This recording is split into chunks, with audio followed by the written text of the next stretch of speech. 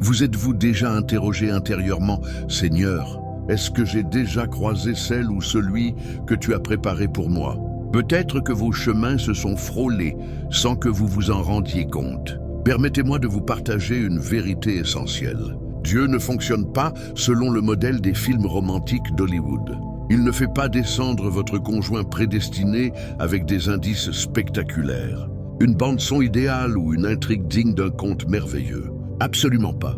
Le Seigneur opère selon son calendrier souverain, dans une harmonie parfaite, et souvent au travers d'instants qui paraissent banals, mais qui sont en réalité des rencontres célestes arrangées depuis l'éternité.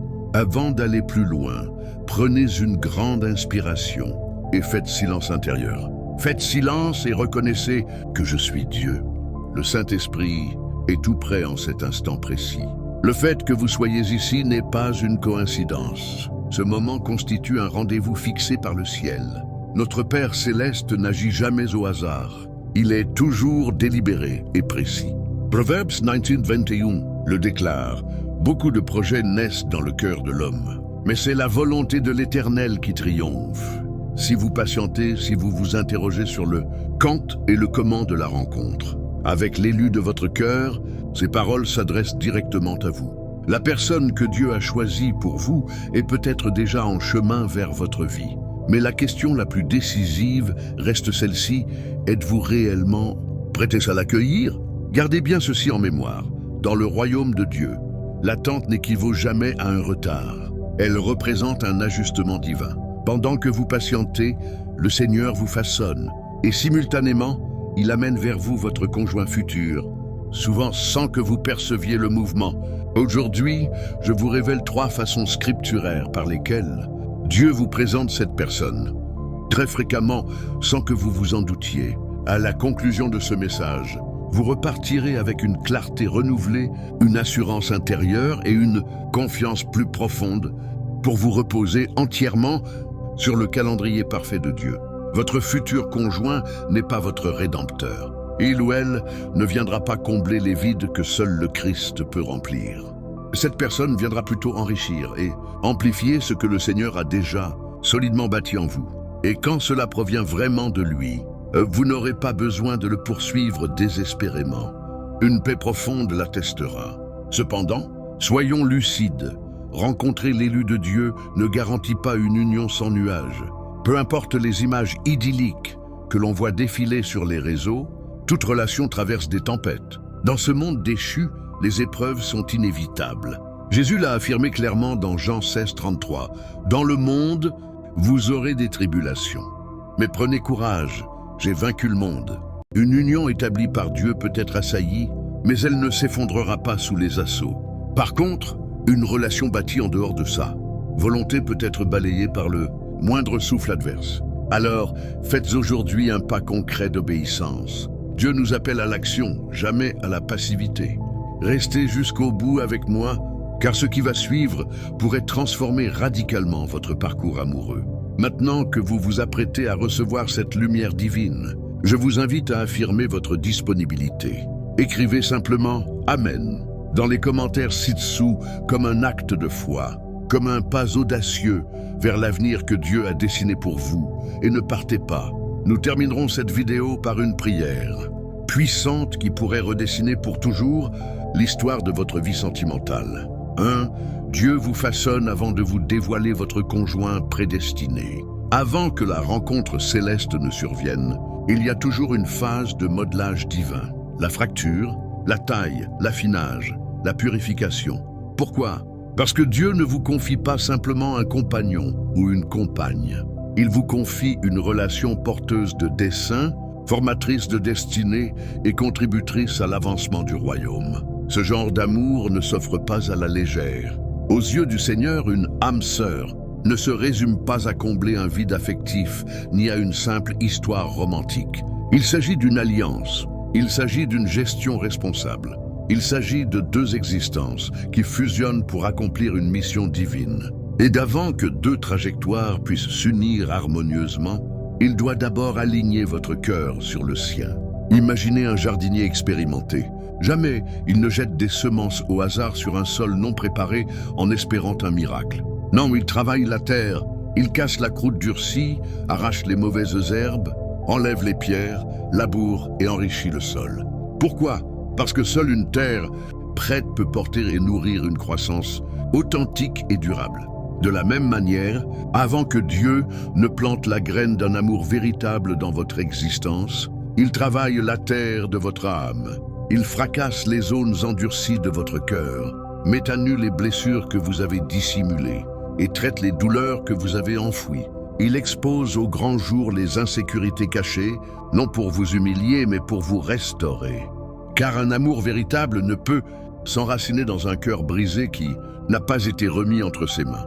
Psaume 57, 3 proclame « Il guérit ceux qui ont le cœur brisé et pansent leurs blessures. » La guérison n'est pas une punition. Elle est une préparation indispensable. Dieu ne vous enverra jamais quelqu'un pour réparer ce que lui seul peut restaurer.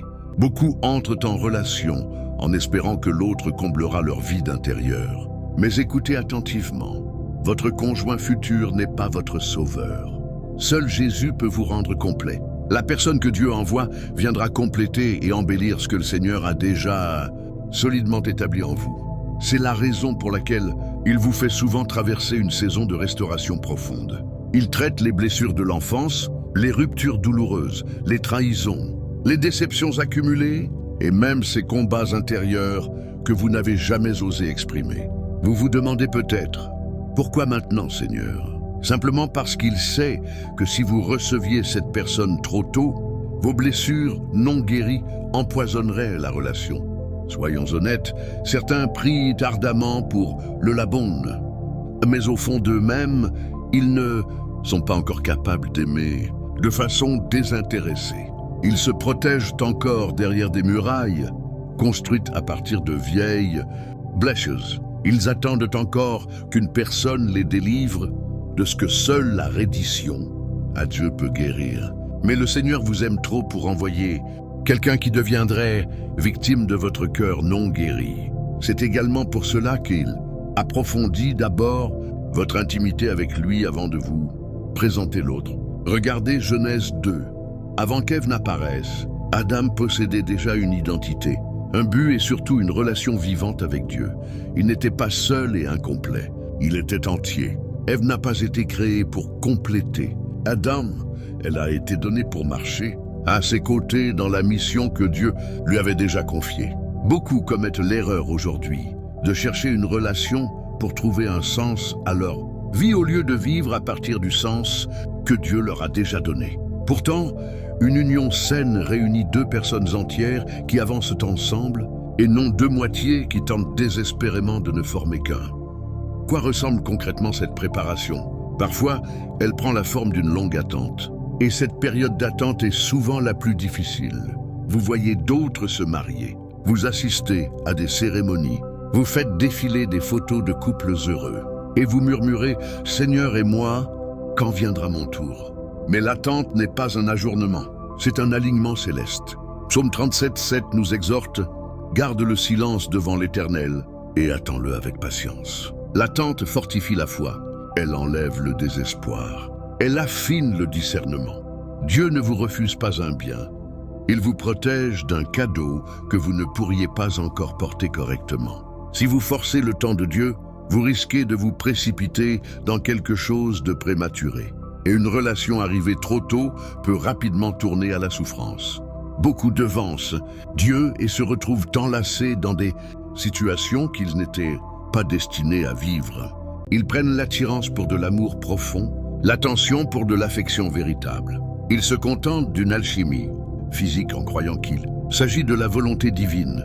Puis quand tout s'écroule, ils s'écrient « Mais Seigneur, je pensais que c'était toi ». Pourtant Dieu n'a jamais été dans cette histoire. Il tentait justement de vous préparer. Rappelez-vous Moïse, pendant 40 ans il a vécu dans le désert après avoir fui l'Égypte. Cela ressemblait à un échec total, mais c'était une formation. Dieu ne le punissait pas, il le préparait. Quand le moment fut venu, ce même désert devint le lieu d'une rencontre surnaturelle. Du buisson ardent, Dieu l'appela non plus comme un fugitif, mais comme un libérateur. La leçon est claire, quand on précipite ce que Dieu est en train d'affiner, on rate le miracle qui se cache dans l'attente. Voilà pourquoi ce processus de préparation est si précieux. Ce n'est pas une sanction, c'est une protection. Dieu ne façonne pas seulement votre futur conjoint. Il vous transforme en une personne capable d'aimer, de servir et de diriger d'une manière qui l'honore. Vous vous sentez peut-être invisible. Vous avez l'impression d'être oublié. Détrompez-vous. Dieu vous voit dans le lieu caché. Il travaille en coulisses, sculptant votre caractère, fortifiant votre foi, orchestrant chaque détail. Romains 8:28 nous assure, nous savons du reste, que toutes choses concourent au bien de ceux qui aiment Dieu, de ceux qui sont appelés selon son dessein. Donc si vous traversez une saison de taille, penchez-vous vers lui. S'il remue de vieilles douleurs, laissez-le les guérir. S'il vous appelle à une intimité plus profonde, ne résistez pas. Car quand Dieu vous prépare, il le fait en pensant à l'éternité. Et voici la merveille, lorsque viendra enfin le moment où il vous présentera celle ou celui qui l'a préparé. Vous comprendrez pourquoi cela a pris tant de temps. Vous verrez le sens de chaque attente, de chaque nuit solitaire, de chaque larme versée, de chaque abandon. Tout cela vous conduisait vers un amour non seulement magnifique, mais véritablement divin. Car Dieu ne vous offre pas simplement une relation. Il vous donne une alliance qui porte sa gloire, reflète son alliance et édifie son royaume. Alors ne brusquez pas le processus, accueillez-le, laissez-le vous préparer, car l'amour qu'il positionne pour vous est saint, restaurateur et mérite chaque seconde d'attente. 2. Vos chemins se croisent de manière imprévisible. En matière d'amour, la plupart des gens espèrent une certaine prévisibilité. Ils imaginent pouvoir maîtriser le timing, programmer les rencontres, suivre un agenda précis. Mais Dieu ne se laisse pas enfermer dans les calendriers humains. Il n'obéit ni aux applications de rencontres, ni aux conventions sociales. Il n'a pas besoin de vos plans. Il possède la souveraineté absolue. Dieu est le grand chef d'orchestre, l'alpha et l'oméga. Il discerne la fin dès le commencement et entrelace chaque instant avec une exactitude divine. Ecclésiaste 3:1 nous enseigne « Il y a un moment pour tout, et un temps pour toute affaire sous les cieux. » Cela inclut l'instant exact où votre route croisera celle de la personne qu'il a choisie pour vous. Et très souvent, cet instant ne ressemble en rien à ce que vous aviez imaginé. Quand Dieu vous présente votre conjoint prédestiné, cela arrive rarement comme le monde le met en scène. Pas de projecteur, pas d'étincelles spectaculaires, pas de moment parfait, selon vos critères. Cela survient par des détours inattendus, dans des lieux que vous n'auriez pas choisis, au travers d'interruptions que vous auriez préféré éviter. Cela peut ressembler à un emploi qui s'effondre, une porte qui claque définitivement, une histoire qui se brise. Mais dans le royaume, même les détours sont orchestrés par le ciel. Ce que les humains nomment hasard, le ciel l'appelle alignement divin. Prenons l'exemple de Ruth. Son récit ne commence pas par une romance. Il débute dans la perte. Elle enterre son mari, quitte son pays natal et suit Naomi dans l'inconnu. Selon une logique humaine, Ruth n'avait aucun motif d'espérer du bonheur. Sa vie s'était réduite au deuil et à l'incertitude. Pourtant Dieu voyait ce qu'elle ne pouvait voir. Ruth 2:3 dit « Elle partit donc et se rendit dans un champ pour glaner derrière les moissonneurs. Or elle se trouva dans le champ appartenant à Boaz. » Or, ce petit mot cache une intervention surnaturelle. Ce champ n'était pas un hasard, c'était un rendez-vous fixé d'avance. Ruth croyait chercher de quoi manger. Dieu, lui, nourrissait son avenir. Elle entra dans un champ et, sans le savoir, pénétra dans son destin. C'est ainsi que se déroulent souvent les histoires d'amour céleste, non avec éclat, mais avec fidélité, non par calcul mais par obéissance. Trop de personnes aujourd'hui tentent de fabriquer des moments que Dieu a déjà prévus. Elles planifient, swipen, écrivent leur scénario amoureux, persuadées qu'elles peuvent forcer la main de Dieu. Mais écoutez bien, et quand cela vient de lui, vous n'aurez pas à le pourchasser. Cela viendra à vous dans votre marche d'obéissance. N'oublions pas Joseph et Marie. Quand Joseph apprit que Marie attendait un enfant, son univers bascula. Pourtant, dans la confusion, il chercha à agir justement devant Dieu. Et au moment désigné, un ange confirma le plan divin. Ce qui semblait scandaleux devint rédemption. Ce qui paraissait chaos devint vocation. Marie n'a pas forcé l'événement. Joseph n'a pas cherché à tout contrôler. Les deux ont simplement obéi et le destin s'est déployé dans leur abandon. Certains d'entre vous vivent actuellement une saison où rien ne se passe comme prévu. Vous pensiez être mariés depuis longtemps. Vous étiez convaincu que la précédente relation était la bonne. Vous avez cru entendre Dieu, puis tout s'est écroulé. Vous avez cru entendre Dieu, puis tout s'est écroulé. Et maintenant, vous vous demandez si l'amour n'est réservé qu'aux autres. Permettez-moi de vous proposer un autre regard. Parfois les portes que Dieu ferme sont celles qui n'auraient jamais dû s'ouvrir. Parfois, il permet la déception pour vous préserver d'une catastrophe. Parfois, un non de Dieu est la preuve d'amour la plus grande qu'il puisse vous offrir, car il ne prépare pas seulement une personne, il protège votre vocation. Regardez Moïse élevé dans le palais, puis exilé dans le désert. Cela ressemblait à une chute brutale, mais c'était une mise en place pour le leadership. Ou pensez à Élie caché dans une caverne, seul et épuisé. Pourtant Dieu avait déjà parlé à Élisée, celui qui marcherait avec lui dans le ministère. Ces rencontres divines naissent souvent au milieu de l'incompréhension humaine. Donc, si vous êtes dans l'attente, ne méprisez pas cette saison. Si vous vous sentez en retard, ne perdez pas courage. Pendant que vous pensez que rien n'avance, le ciel organise tout en silence. Comme l'Écriture le dit, car nous marchons par la foi et non par la vue. 2 Corinthiens 5:7. Dieu dirige le mouvement, pas l'immobilité. On ne peut être guidé si on refuse d'avancer. La foi n'est pas attendre dans la crainte, c'est marcher dans la confiance. Cela signifie que vous devez être en mouvement, spirituellement, émotionnellement, concrètement. Vous devez devenir la personne que Dieu a appelée à être. Ruth n'a pas rencontré Boaz en restant cloîtrée chez elle à espérer l'amour. Elle l'a croisé en travaillant, en servant, en accomplissant son devoir. Êtes-vous en mouvement ou paralysé par la peur et les blessures passées? Voici une vérité puissante. Ruth ne cherchait pas un homme, elle cherchait à servir. Elle ignorait que Boaz serait dans ce champ, mais Dieu le savait. Et parce qu'elle s'était positionnée dans l'obéissance, elle a marché vers une faveur inattendue. De la même façon, certains d'entre eux vous s'apprêtent à entrer dans des lieux qu'ils n'avaient pas prévus.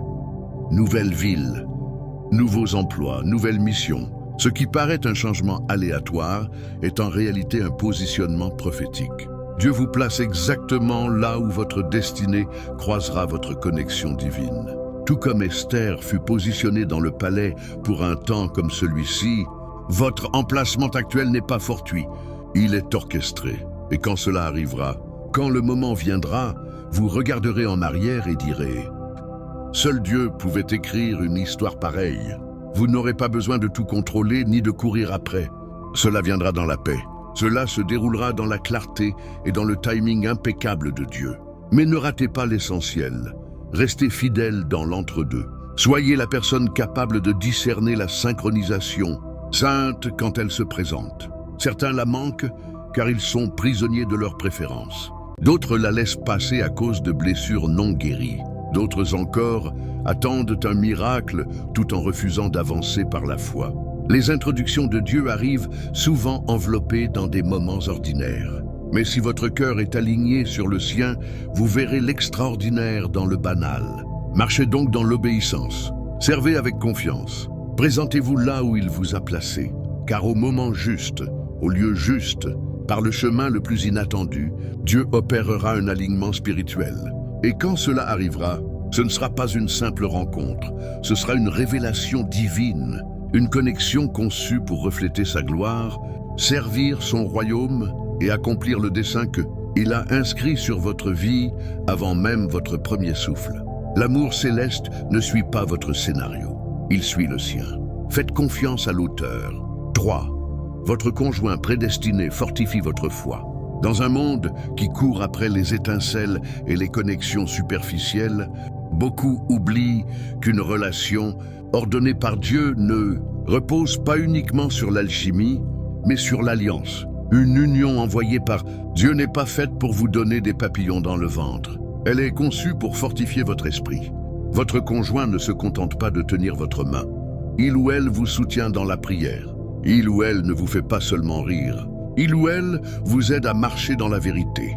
Quand Dieu introduit quelqu'un dans votre vie selon son dessein, sa présence ne vous éloigne pas de lui, elle vous rapproche de lui. C'est l'un des signes les plus évidents qu'une personne n'est pas seulement compatible, mais appelée à votre chemin. Dans une société fascinée par les tests de compatibilité et les profils parfaits, nous devons revenir à un critère supérieur, l'alignement spirituel. Corinthiens 6,14 le dit sans ambiguïté. Ne vous mettez pas avec les infidèles sous un joug inégal. Pourquoi? Parce que quand deux bœufs tirent dans des directions opposées, la charrette vacille. Quand vous êtes lié à quelqu'un qui ne va pas là où Dieu vous conduit, votre vocation en souffre. Un partenaire ordonné par Dieu renforce votre foi, car il est appelé à avancer avec vous dans le but divin. Pensez à Noé construisant l'arche avant que la pluie ne tombe. Imaginez les moqueries, l'incompréhension. Pourtant sa femme resta à ses côtés. Bien que la Bible dise peu de choses sur elle, nous savons qu'elle demeura pendant l'attente, les railleries, la construction. Elle se tint en accord avec la parole de Dieu. Voilà le type de force spirituelle qu'apporte un vrai conjoint céleste. Non du bruit, mais du soutien. Non du doute, mais une approbation de la mission céleste. Trop de gens courent après des personnes qui, enflammant leurs émotions, mais affamant leur esprit. Puis ils s'étonnent, quelques mois plus tard, de se sentir spirituellement desséchés, perdus ou éloignés de Dieu. Écoutez bien, l'attirance peut rapprocher deux personnes, mais seul un but commun les maintiendra alignés. Trop d'unions s'effondrent, car la connexion ne dépassait jamais les centres d'intérêt partagés ou l'attraction physique. Mais quand Dieu est l'auteur de votre histoire d'amour, il inscrit le dessein dans chaque page. Regardez Déborah et Barak dans Juges 4. Déborah portait la parole de Dieu, Barak portait l'épée. Ensemble, ils accomplirent ce qu'aucun des deux n'aurait pu faire seul. Voilà à quoi ressemble une alliance divine, force et sagesse avançant en harmonie, sans rivalité pour le contrôle. Votre conjoint prédestiné se tiendra à vos côtés dans le but, non dans votre ombre. Observons aussi Marie et Joseph sous un autre angle. Quand Marie fut choisie pour porter le Sauveur, elle affronta non seulement une pression spirituelle, mais une honte publique. Enceinte par l'action du Saint-Esprit, une explication que personne ne pouvait accepter, Joseph, malgré sa perplexité, la protégea. Il ne l'abandonna pas dans la crainte. Il resta fidèle à l'obéissance. Matthieu 1,24 dit « Joseph fit ce que l'ange du Seigneur lui avait ordonné. » Un partenaire pieux ne comprend pas toujours tout immédiatement, mais il restera attaché à ce que Dieu dit et non à ses seules émotions. Beaucoup demandent « Comment saurais-je si c'est la bonne personne ?» La réponse ne se trouve ni dans l'apparence, ni même dans le caractère seul. Elle se trouve dans les fruits. Comme Jésus l'enseigna dans Matthieu 7,16, vous les reconnaîtrez à leurs fruits. Posez-vous ces questions. La présence de cette personne me rend-elle plus semblable à Christ? Alimente-t-elle ma foi ou nourrit-elle mes craintes? Me pousse-t-elle à grandir en caractère ou me conduit-elle à compromettre mes convictions? Si une relation exige que vous abaissiez vos standards, que vous taisiez vos convictions spirituelles ou que vous participiez au péché pour la maintenir, elle ne vient pas de Dieu. Elle peut sembler attirante. Elle peut procurer de bonnes sensations. Mais si elle vous éloigne de la présence de Dieu, c'est un piège, pas un témoignage. Soyons transparents. Certains ont déjà vécu cela. Vous vous êtes retrouvés dans des relations toxiques avec des personnes jamais assignées à votre destinée. Elles prononçaient les bons mots, mais portaient un esprit contraire. Vous avez été séduit par le charme et vous êtes ressorti blessé, confus et plus loin de Dieu. Ce n'était pas de l'amour. C'était une attaque masquée en romance. Éphésiens 6,12 nous rappelle « Car nous n'avons pas à lutter contre la chair et le sang. Comprenez ceci. L'ennemi combat le plus violemment les unions qui portent un poids éternel. Il se moque des relations sans impact. Mais si votre union a le potentiel de refléter l'alliance de Dieu, d'édifier son royaume ou de briser des chaînes générationnelles, il tentera de la corrompre, de la retarder ou de vous décourager d'y croire. Pourtant, Dieu n'a jamais voulu que votre vie amoureuse devienne un champ de confusion. 1 Corinthiens 14,33 affirme « Car Dieu n'est pas un Dieu de désordre, mais de paix. » Si vous vivez dans le doute permanent, le tumulte ou les compromis spirituels, Prenez cela comme un signal clair. Un vrai conjoint céleste peut étirer votre foi, mais jamais l'étouffer. Regardons maintenant Aquilas et Priscille dans Actes 18. On ne voit pas seulement un couple marié, on voit une équipe ministérielle. Ils enseignaient ensemble, servaient ensemble, avançaient l'évangile comme un seul. Voilà une relation de royaume. Deux personnes en parfaite synchronisation spirituelle, bien au-delà d'une connexion émotionnelle. Un conjoint pieux n'est pas seulement votre époux, épouse, c'est votre partenaire spirituel. Il priera avec vous dans les tempêtes, jeûnera avec vous pour obtenir une direction, adorera avec vous-même quand la vie semble absurde. Il vous rappellera les promesses de Dieu quand vous les oublierez. Et il aura le courage de vous corriger quand votre cœur commencera à dériver. Pourquoi ? Parce que son amour ne repose pas sur vos performances. Il repose sur le dessein de Dieu. Et à ceux qui attendent, qui sont fatigués, qui se demandent si un tel amour existe vraiment, ne vous contentez pas de moins.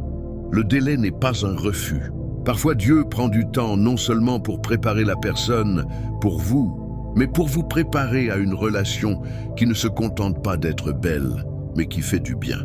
Attendre n'est pas toujours facile, surtout quand la solitude murmure des mensonges et que les réseaux sociaux bombardent votre esprit d'exemples artificiels.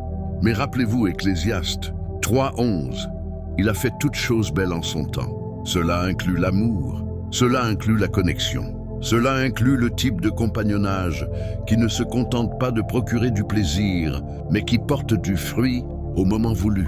Si vous êtes déjà en couple, prenez un instant pour évaluer non seulement ce que cette relation vous fait ressentir, mais ce qu'elle produit en vous.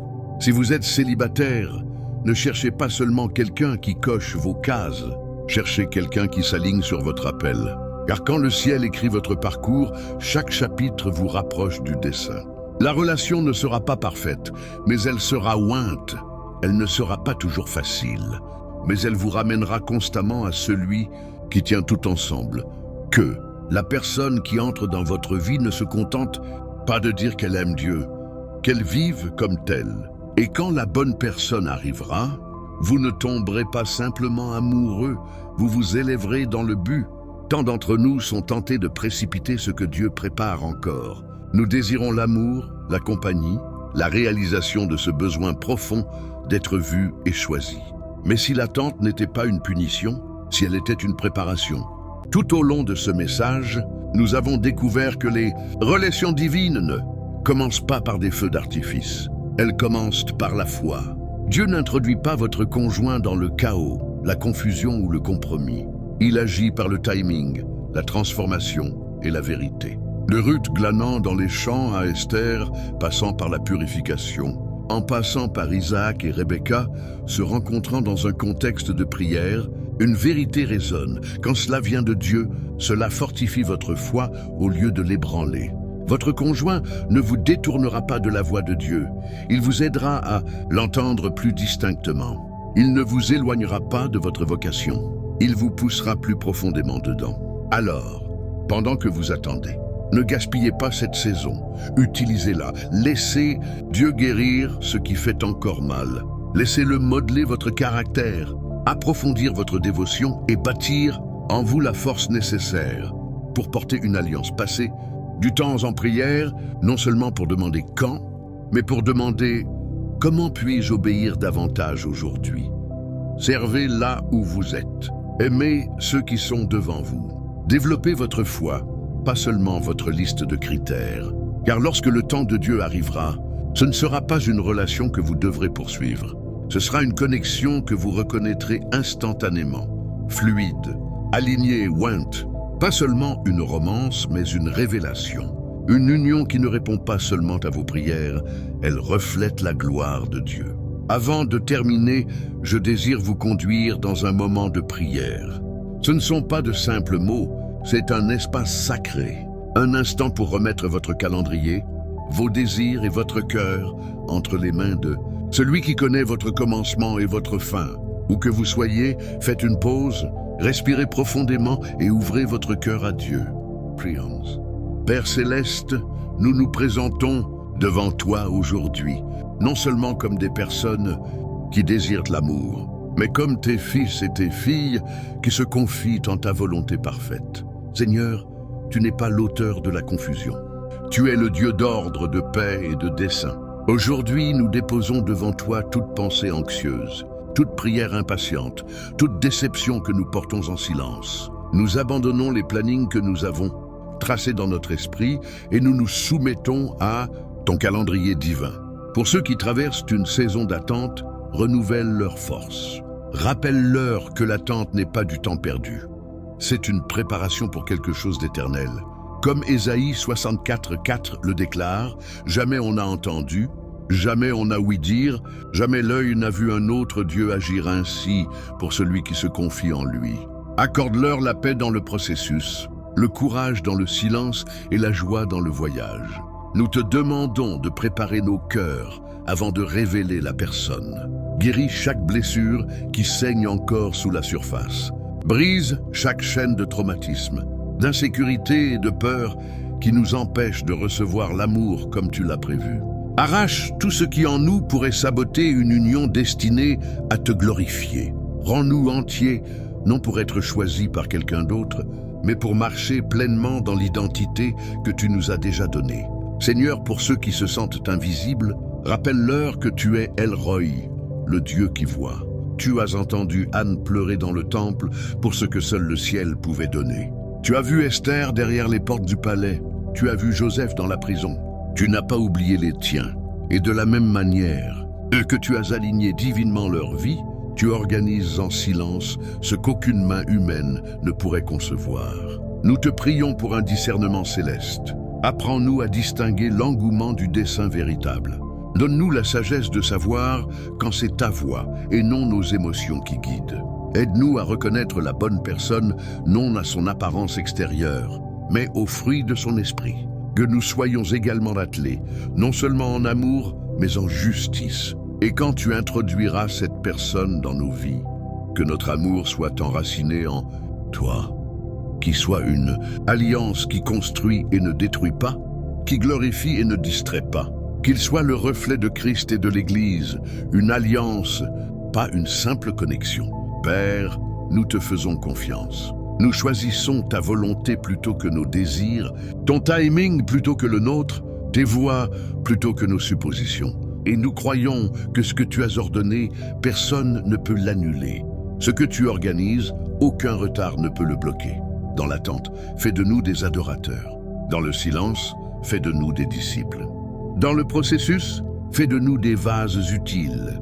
Nous croyons que lorsque le moment viendra, nous n'aurons pas à douter. La paix le confirmera, le dessein le soutiendra et ta présence y habitera. Nous recevons cela par la foi. Nous le scellons en ton nom. Au nom de Jésus, nous prions. Amen. Merci d'être resté jusqu'à la fin de ce message. Si cette prière a touché votre cœur aujourd'hui, je vous invite à déclarer votre confiance dans le timing de Dieu.